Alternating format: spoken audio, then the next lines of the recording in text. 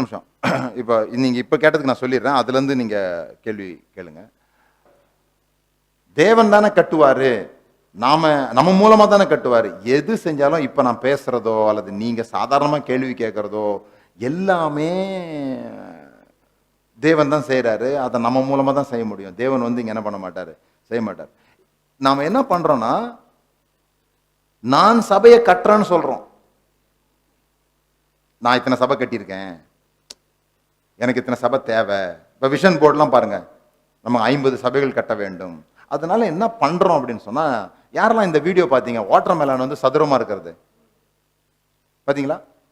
Water melon வந்து சதுரமாக உண்டாக்குறாங்க. இப்போ அது சின்ன காயாக வரும்போதே ஒரு பாக்ஸ் மாதிரி போட்டு அதை வந்து வாட்டர் மெலன்னா தர்பூசணியை வந்து சதுரமாக்குறாங்க. ஏன்னா அடுக்கி வைக்கிறதுக்கு வசதியாக இருக்கிறதுக்காக, லாரியிலலாம் டிரான்ஸ்போர்ட் பண்ணும்போது அடுக்கி வைக்கிறதுக்கு வசதியாக இருக்கிறதுக்காக அப்படி பண்ணுறாங்க.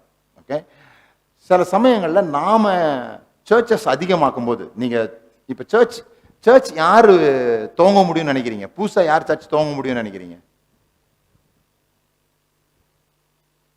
யார் வேணா.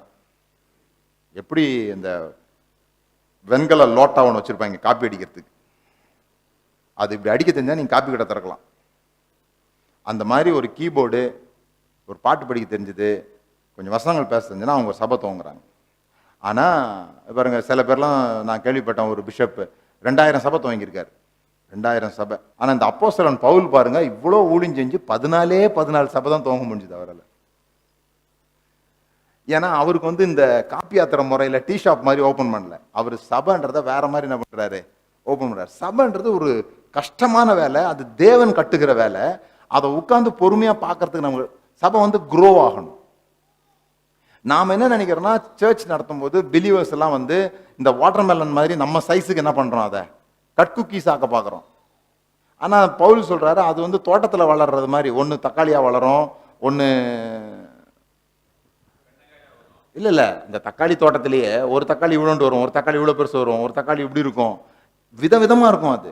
ஆனால் நமக்கு அந்த என்ன பண்ண முடியல, நம்மளால் அதை வந்து பார்க்க முடியல. அங்கே தான் நான் ப்ராப்ளம் சொல்கிறேன். அதே மாதிரி இப்போ என் சர்ச்சில் ஒரு ஆள் தப்பாக போகிறான்னு வச்சுக்கோங்க, அவனை திருத்தும் போது என்ன தெரியுமா சொல்கிறேன், இந்த பேர் நம்ம சர்ச்சுக்கு கெட்ட பேரை கொண்டு வந்துடாத. அவனை விட எது முக்கியமாக இருக்குது, சர்ச்சு முக்கியமாக இருக்குது. அங்கதான் பிரச்சனை ஆகுது. தேவனுடைய சபை அப்படிங்கிறது அது கிடையாது. அவனை நல்லாக்கிறதுக்காக தனக்கு கெட்ட பேர் உண்டானாலும் பரவாயில்லன்னு யோசிக்கிறது வேற விதம். எனக்கு கெட்ட பேர் வந்துடக்கூடாது, நீ உன்னை எக்ஸ்கம்யூனிகேஷன் பண்றேன்னு சொல்றது வேற விதம். ஸோ தேவன் தான் செய்கிறார், எது செய்தாலும் தேவன் தான் என்ன பண்றாரு, செய்கிறார். இப்போ தேவன் தான் எல்லாம் செய்கிறாரு.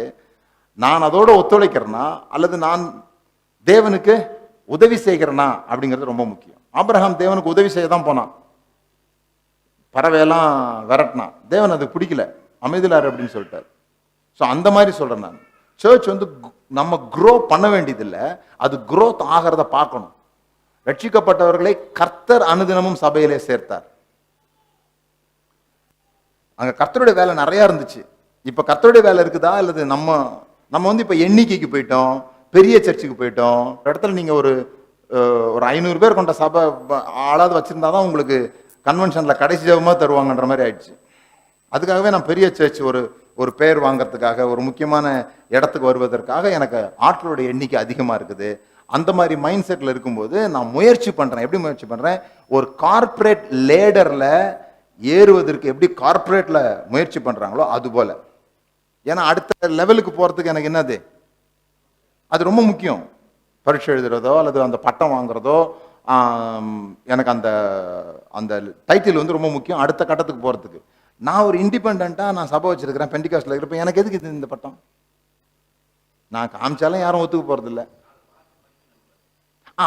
அதுக்கு தானா, அது எனக்கு தேவையில்லை. அதான் மேட்டர். 4 பேர் மதிக்கணும் அப்படிங்கிறது ரெவரண்ட் பட்டத்தால் வரக்கூடாது. ரெவரன்ஸ் எல்லாம் நம்மளை மதிக்கணும், அவ்வளவுதான் விஷயம்.